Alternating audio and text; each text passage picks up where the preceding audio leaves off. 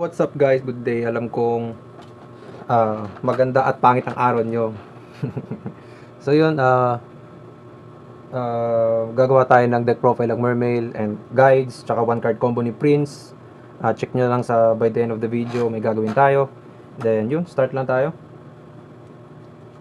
Gagawa tayo ng deck profile kahit walang nagtanong kasi gusto ko. Pakin nyo ba?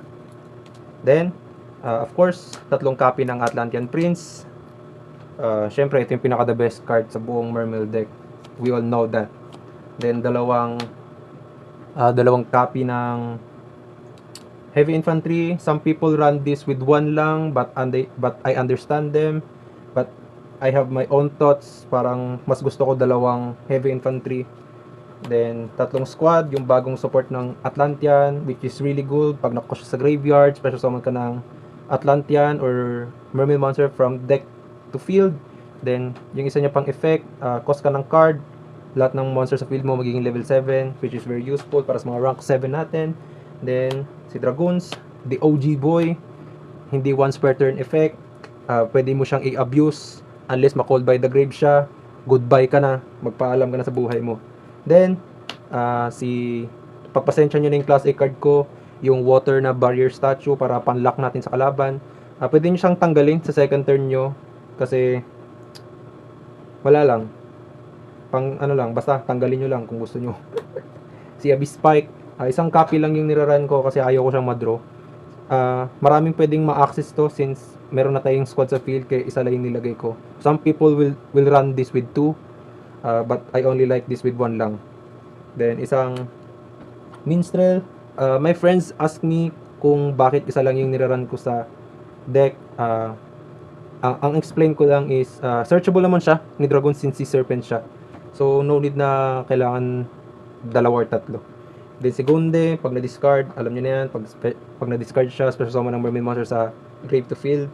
Then pwede niyo rin siyang tagaling sa second round ng match nyo para mag-side deck. Then isang Shrine or Rhine, I don't know kung paano i-pronounce yung name niya. Ito yung bagong support card ng Mermail. Ang effect niya, tribute ka na isang water monster sa field, kasama siya field or hand, then send mo sa graveyard, add or special summon na level 7, which is very useful. Then Armored Shark, alam niyo na yan. Abyss Megalo, yung iba hindi nagra-run yan. Feeling ko kulang yung OTK kapag wala siya, so mas gusto ko na dyan siya. Abyss Lead, kasi kupal tayo. Nagtatanggal tayo ng yung build ng deck natin pang gago pangtanggal ng hand card sa kalaban para wala na silang laro next next turn, di ba? Yung bagong Poseidra, effect lang yan, cost ka ng water, SS mo siya, then pag na-cost siya, bounce ka lang ng isang card sa kalaban. Then 2 Abyssius, pagpasensya nyo na yung print card ko, pulubi lang ako. Some people will run this at 3, pero 2 lang sa akin kasi searchable naman na sila ngayon dahil dun sa bagong level 3, si Shrine. Then si Moling Glacia, si OG boy. Then doon naman tayo sa spell card natin, yung equip spell, anti-spell. Then yung bagong equip spell nila, Monster Burn effect, 1 for 1 para may access tayo kay Atlantean Prince. Of course, cross out designator, called by the grave, 2 para may protection tayo kung kukupali tayo ng kalaban sa hand trap, di ba? Then yung bagong bagong trap card ng Mermail, draw power lang yan. Virtue Stream, Hikaru's attack ng water. Then 3 infinite impermanence. Tama ba? Impermanence. Yan, 3 niyan. Then 2 Maxi. Then 3 Ash Blossom. Then 2 Purulya. Mas gusto ko si Purulya kasi dun sa isa, yung wind. Kasi water siya Saka kung magdadagdag ako nun, pampasikip lang yun. Kaya nabahala ko ano yung gusto nyo. Ito yung sa akin. Then sa extra deck naman tayo, yung link ng Mermail, Anemone, Atlantean King, yung bago, then Zelantis. Sa Synchro Summon naman, sa Synchro Monster naman, yung Deep Sea na nakalimutan ko talaga yung pangalan nito. Then si Dragite, tsaka si Trishula. Since kupal tayo, magra-run tayo nito kasi ubusin natin yung hunter ng kalaban. Yun yung goal natin natin or ako lang. Bahala na kayo kung anong gusto nyo. Then, si Virtue Dragon, of course, yung bagong access ni Bahamut Shark, ang bagong sinasama ni Bahamut Shark since banned yung totally awesome natin sa OCG. Bahamut Shark, as common as it gets. Si Abyss Dweller, Kraken. Naglagay tayo nito dahil siya yung kinokos natin kay Armored Shark. Then Armored XYZ, I don't know, nakalimutan ko yung pangalan niya. Then yung bagong Mermail card bagong XYZ monster ng Mermail. Then yung bagong Poseidra na XYZ. Syempre si Gaius hindi pwede mawala. Syempre, kung maganda board ng kalaban, kupalin mo na ito. Then sa extra deck naman tayo. Dark Ruler no more. Syempre, kapag sobrang ganda ng board ng kalaban, wala ka ng galaw. So this is the choice. Pang second match mo. Then Dominus Impulse. Syempre hindi tayo natatamaan dito kasi ang luck lang nito yung light, earth and wind. So hindi apektado yung water. 3 goes in match kasi kupal tayo, 'di ba? Naglagay ako ng extra pike in case lang na feeling ko na-draw ko palagi yung pike. Pag na-draw mo kasi si pike, ayoko na-draw yun eh. Gusto ko nasa deck lang yun. Dalawang kaiju na water. Syempre kapag may malaking boss yung kalaban tapos di mo alam kung anong gagawin mo, kaiju na water is si Gamma Shell ang good choice. Then dalawang Nibiru lang. Pwede nyo tong palitan si Nibiru kung anong gusto nyong pang side deck. Mas gusto ko si Nibiru kasi mostly sa mga deck ngayon combo deck na eh. Syempre kupalin mo sila gamit dyan. So yun, thank you so much. So yan, start na tayo ng 1 card combo ni Prince. Ang gagawin natin sa combo na to, ang tawag ko sa combo na to is water lock combo ni Atlantean Prince. So yan, simulan na tayo. Normal summon ni Prince. Effect, cost natin si squad para i-add natin si Dragoons. Then effect ni squad, since na-cost siya sa water, special summon natin si Pike. Then effect ni Pike, discard natin si Dragoons para mag-add ng level 3 which is si Shrine or Rhine. Then effect ni Dragoons, add natin si Minstrel. Then sa part na to, tribute natin si Prince tsaka si Shrine or Rhine para mag-add ng level 7 which is si Abyssius. Then effect ni Prince, since na-cost siya, special summon natin si Dragoons. Then exceed summon, special summon natin si Bahamut Shark which is very common. Detach natin si Dragoons para mag-trigger yung effect ni Dragoons. Special summon natin si Virtue Dragon. Then Chailing Quan 2. Add natin si Virtue Stream. Then effect ni Dragoons, add natin si Muling Glacier. Since may 4 tayong water monsters sa graveyard, patong natin si Armored XYZ, something I don't know what the fuck his name is. Then detach, dito natin i-add si Armored Shark. So since may 5 water monster tayo sa graveyard, 1, 2, 3, 4, 5, bilangin natin kasi may trust issues ang kalaban. So dito natin i-special summon si Muling Glacier. Upon summon effect, pag nasa si Muling Glacier, discard tayo ng 2 sa kalaban. Then effect ni Virtue Dragon, detach tayo isang material sa isang XYZ monster natin para i-add natin si Dragoons. Then sa part na to, mag-link summon tayo. Then isa-summon natin si Anemone. Then gagamitin natin yung effect ni Minstrel. Discard natin siya kasama si Dragoons para mag-banish na isang card sa kalaban sa hand until the end phase. And then effect ni Dragoons, magti-trigger. Dito natin i-add si Heavy Infantry. Then effect ni Anemone, special summon tayo ng may 1/5 or less attack na water monster sa graveyard, punta sa arrow niya. Then effect ni squad, cost natin si Armored Shark. So lahat ng monster natin sa field level 7, pati si Glacia. Rank XYZ summon, special summon natin yung bagong Mermail XYZ monster sa Mermail. Then effect niya, upon summon effect, special summon natin si Dragoons. Then effect, auto set tayo ng auto set tayo ng trap card niya, which is ito, bago din, auto set yan. Then patong natin yung Poseidra na XYZ. Then link summon si Atlantean King.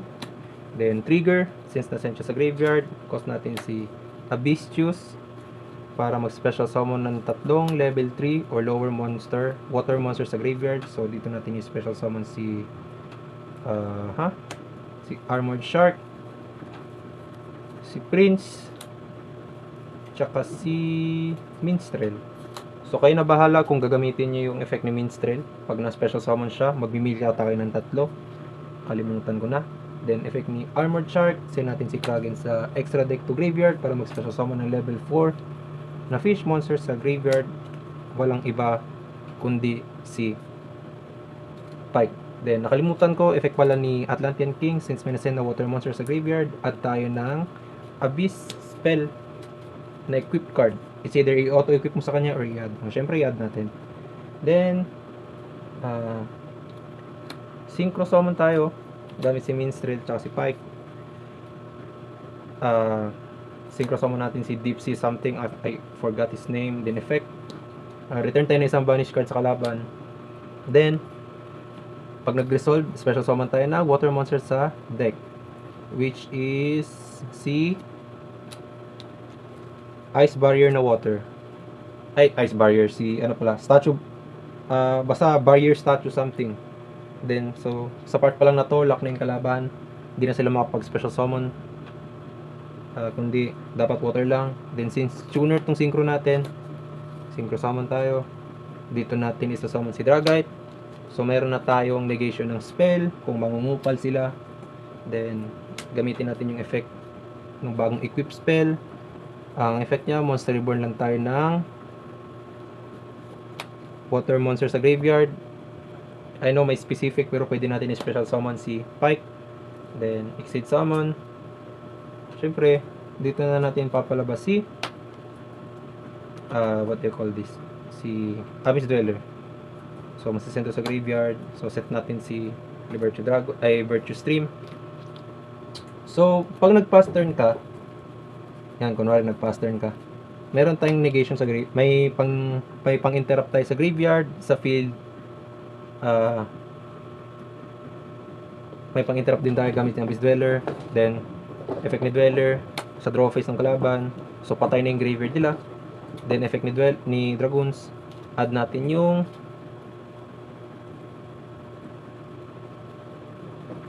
pangalawang Heavy Infantry. Kayo bahala kung yung bagong Poseidon na level 7 or yung Heavy Infantry yung i-add nyo, bahala na kayo sa buhay nyo. Then, pag nag-act, since may na-send na water monster sa graveyard sa turn na to, so magti-trigger yung effect ni King. So, draw phase pa lang to ng kalaban. Auto-equip tayo ng spell. Ngayon, gumamit yung kalaban ng Dark Hole, Raigeki, kahit anong spell card, may pang-interrupt tayo. Auto-negate ng spell. Then, gumamit ulit sila ng spell card, may Dragite tayo, no problem. Yung graveyard nila, patay na dahil kay Abyss Dweller. Hindi sila mapag-special summon ng hindi water monster since meron tayong statue barrier sa field. Then, let's say nag-normal summon yung kalaban yan. Sabihin natin nag-normal summon. Ayan, normal summon niya to. Yan, normal summon. Upon normal summon, gamitin mo kagad yung effect ni Shrine sa graveyard. Banish mo siya, cost ka ng water, then draw 1. So, pagka-draw, a new window, gagana yung effect ni Heavy Infantry. So, magdi-destroy ka ng face-up card sa kalaban. So, i-destroy mo to. Yan, destroy mo yung di-normal summon niya. Then, that's it. Nag-normal summon na siya. Bawal siya mag-special summon ng hindi water. Then, kung nag-set mo siya ng dalawang trap card or something dyan, may pang-interrupt ka. Gamitin mo yung trap card. Target mo si Armored Shark, tsaka yung dalawang nakaset na trap card. Destroy. Simple as that. Then, may draw power ka pa. Since meron kang Sea Serpent, tsaka Aqua Monster sa field, draw ka ng each type doon. So, draw ka ng dalawa.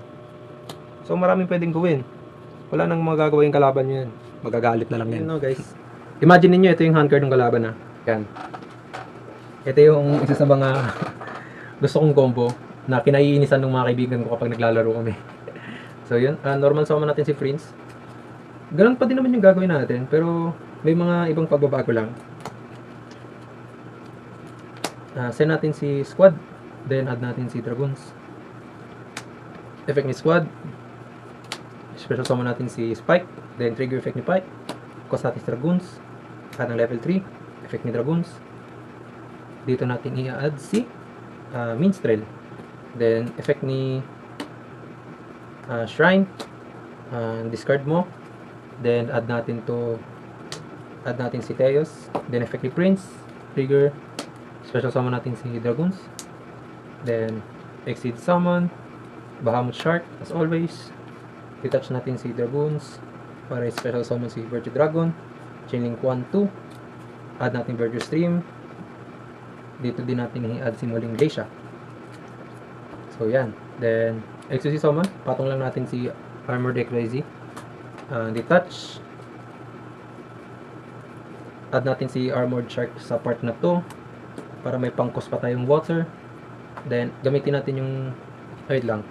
So since 5 na yung water natin sa graveyard, special summon natin si Muling Glacia. So sa placement ng combo na to, importante. Pag nagkamali ka, GG's. Di makukompleto yung combo. So effect ni Glacia, discard tayo ng 2. So may dalawa nating hand grip.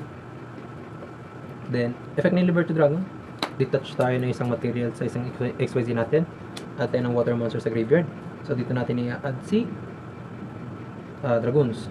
Then Link Summon Anemone. Effect ni Anemone, ang priority niya palaging sinasummon ngayon is si Squad. Then effect ni Squad, cost tayo ng water para maging level 7 yung monster natin sa field. Then effect ni Dragoons, dito natin i-add si saan na yun, si Abyss Lead. Yan. Madami din naglalagay na ito pero naglalagay talaga ako eh. Isa lang naman. Then exit summon tayo since para siya ng level 7. Ibang XYZ ng Mermail. Then effect nya, special summon natin si Dragoons. Then effect, detach, set natin to. Then XYZ summon yung bagong Poseidra. Then Link Summon.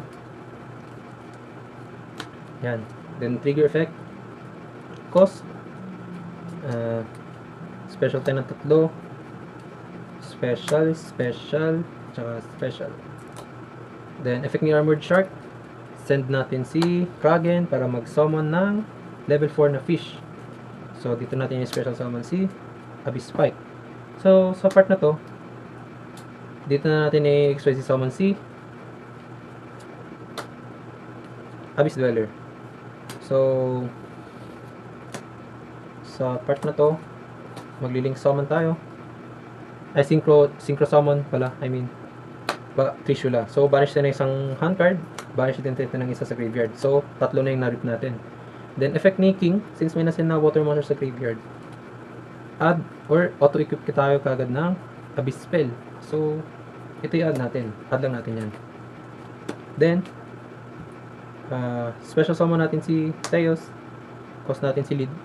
Then Theos effect, add tayo ng level 4 lower na Mermail. So sa part na to, add lang natin si Gunde. Then effect ni Megalo, ay ni Abyss Dweller, detach lang para mag-cost yung effect ni Dragoons. Add natin yung bagong level 7 na Poseidra. So gamitin natin yung effect ng bagong equip spell, special summon natin si Lead. Yan. And then effect ni Lead, syempre tribute ng face up attack position ng Mermail. Then discard yung isang card. So meron natin 4 na na-discard. Then special summon natin yung bagong level 7. So di gagana yung effect ni Gunde since isi-send lang, hindi siya discard. So hindi mag-trigger yung effect ni Gunde. Then exit summon tayo dito sa part na to, Gaios. So yan, ito yung end board. So sa next turn, detach natin yung effect ni detach tayo ng isang material kay Dweller. Then lock na yung graveyard nila. Then sa part na to, magti-trigger yung effect ni Atlantean King. Add or equip tayo ng Abyss spell sa graveyard or sa deck. So sa part na to, yung equip spell na anti-spell card yung i-equip natin sa kanya. In case na gumamit sila ng Raigeki, Darkhold, or kahit anong spell card man yan, maninigit kagad natin. Then nag-normal summon yung kalaban, nag-special summon, gamitin natin yung effect ni Gaios, negated. Then nag-link summon na naman sila, gamitin natin yung effect ni Virtue Stream, target mo si Dragoons tsaka dalawang card nila, destroy. So sa part na to, wala na magagawa yung kalaban kasi patay na yung graveyard. Then gagamitin mo pa yung effect nito since puro Sea Serpent eh. So makapag-draw lang tayo ng isa. So yun, GG's. So yan yung palaging endboard. So yun yung 2 ways na para gamitin yung effect ni Atlantean Prince. One card combo is what I mean. Kaya yun. Just imagine lang, si Atlantean Prince lang yun. What if kung meron ka pang ibang hand cards, meron ka pang ibang hand traps, may iba ka pang pang-interrupt sa kalaban mo, which is real nice, diba? So yun, thank you for watching. Subscribe.